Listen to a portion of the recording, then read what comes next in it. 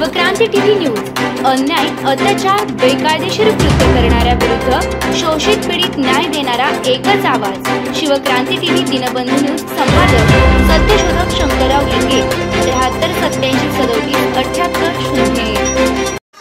धन्य धन्य महात्मा फुले महात्मा पहिले धन्य धन्य महात्मा फुले महात्मा पहिले जन्माला आले कर्दन काळ भटोबांचा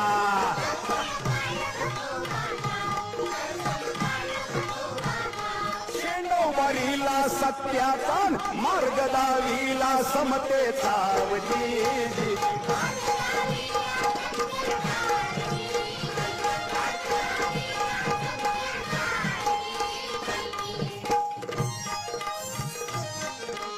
धन्य चिमणाबाई माता धन्य धन्य चिमणाबाई माता धन्य धन्य चिमणाबाई माता गोविंदराव पिता पुत्र त्यांचा ज्योतिश्वर्याचा पंचनामा केला आर्यांचा आर्याच्या काळ्या कार्याचा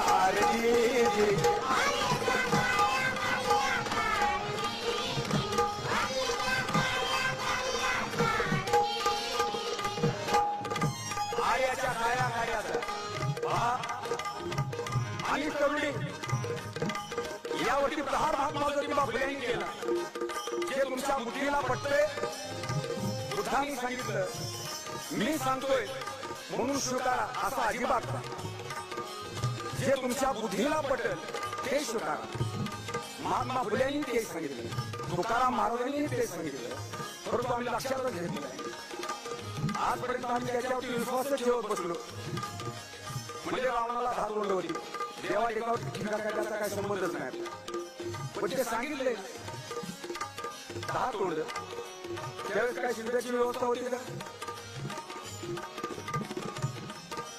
आणि म्हणले बाकासूर 6 महिने झोपायचा आणि 6 महिने उठून जागा राहायचा आणि तो जर उठून उभा राहिला तर त्याच्या आवाला डोकं टेकायचं याच्या पुढलेही याची चिकित्सा महात्मा फुलेंनी केली कारण हजारो वर्षाचा काळ जरी लोटला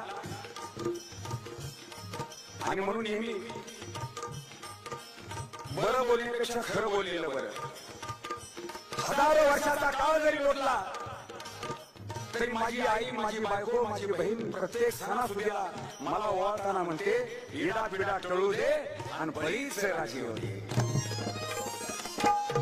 या बळीराजाची हत्या वामनाने केली म्हणून महात्मा फुलेंनी पहिल्यांदा चिकित्सा केली हा वामन केवढा होता तर 1.5 फूट उंचीचा हा वामन 1.5 फूट उंचीचा बळीराजाकडे आला आणि बळीराजाला म्हणाला बळीराजा मला दान पाहिजे बळीराजा दानशूर होता बहुत तुला म्हणजे काय पाहिजे देऊन टाकलं शब्द याबरोबर त्यानं फक्त 3 पावलं जागा मागितली 3 पावलं जागा आता 1.5 फूट उंचीचा गडी 3 पावलं जागा मागितली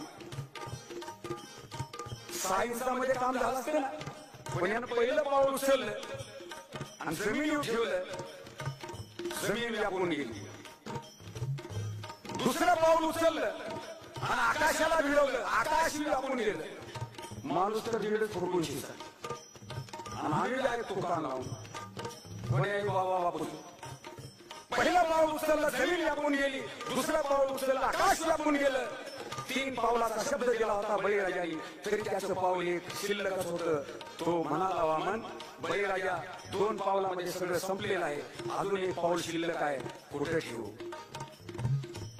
आणि बळीराजाच्या मस्तकावरती पाय ठेवला आणि बळीराजाला पाताळात काढून मारलं हे बळीराजाच्या जनतेला कळाल्याबरोबर बळीराजाची जनता घोष करू लागली आमचा राजा राजा राजा म्हणून आणि म्हणून आजही आम्ही त्या बळीराजाची वाट पाहतो आम्हाला वाटतं बळीचं राज्य पुन्हा येईल याची चिकित्सा पहिल्यांदा राष्ट्रपिता ज्योतिबा फुलेंनी केली आणि म्हणून हा शासनानं प्रकाशित केलेला हा महात्मा फुले समग्र ग्रंथ आहे यामध्ये लिहिले ज्योतिबा फुलेंनी चिकित्सा केली काय तर वामनाला त्यांनी प्रश्न केला अरे वामना तू पहिलं पाऊल जमिनीवरती ठेवलं जमीन व्यापून गेली आणि दुसरं पाऊल आकाशात भिडवताना तुझी गाड का फाटली पंचनामा केला आर्याचा, आर्याच्या काळ्या कार्याचा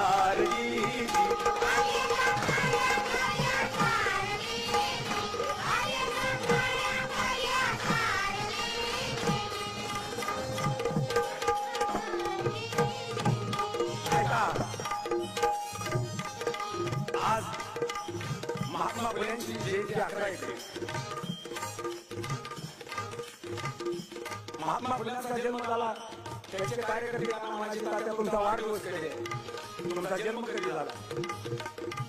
त्यावेळेस महात्मा फुले म्हणायचे, ज्या दिवशी शनिवार वाड्याला आग लागली होती त्या दिवशी माझा जन्म झाला होता. आणि खरंच आहे ते. वर्ण वर्चस्वादाचा नाच असणारा पेशवेकालीन डान्स बार म्हणजे शनिवार वाडा. या शनिवार वाड्याला आग लागली होती. आग हे काढू का कसं ऑनलाईन ऑनलाईन म्हणल्यानंतर मला लई बांधून टाकल्या म्हणजे कसं आपल्याला मोकळं चालतं सगळं. मग कसं कॅमेरा तुमचा इकडे तिकडे राहते परत मी ठेवतो ना, मला वाजवावे लागते. शनिवार वाड्याला आग लागली आणि ती तारीख होती 11 एप्रिल 1827. त्याच दिवशी याच पुण्यामध्ये एका क्रांती सूर्याचा जन्म झाला होता. क्रांती सूर्याच्या प्रकर्तेने शनिवार वाडा पेटला. क्रांतीचा सूर्य जन्माला.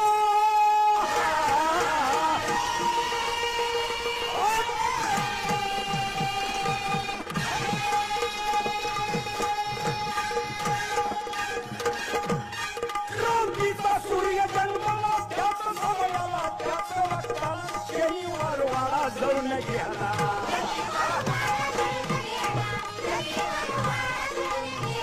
सत्य परवाली जन्म आला, आनंद शाहीराला झाला.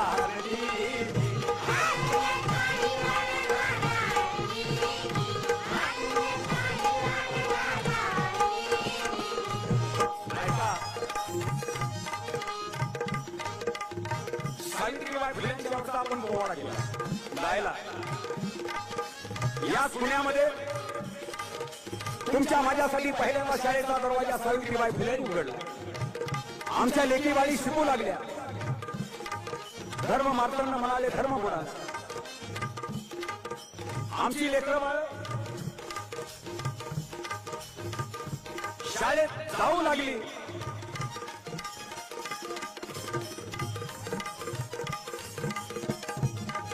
धर्म बुडाला म्हणून बोंब ठोकली.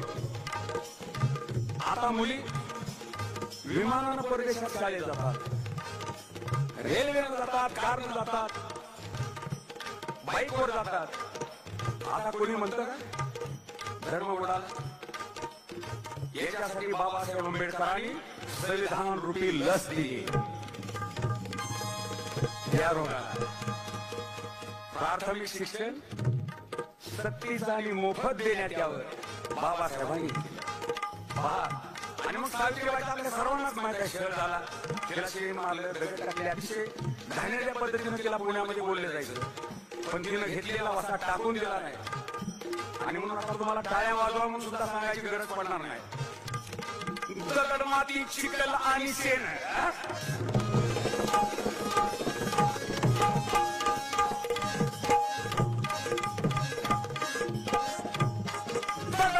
चिखल आणि शेण मारले फेकून बोलती घाण.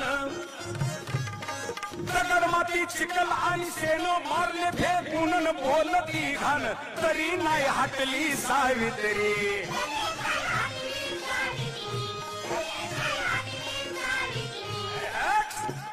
मुळातच नव्हती ती भितरी, मुळातच नव्हती ती भितरी. तिच्यावर भुकली आरतीच्यावर भुकली किती कुतरी.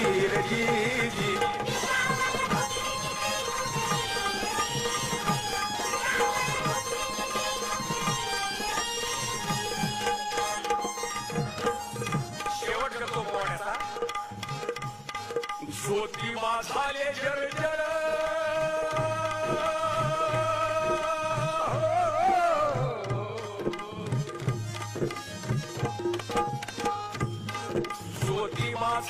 जर्जर ज्योतिबा झाले जर्जर झाला आजार अर्धांग वायूचा झटका येऊन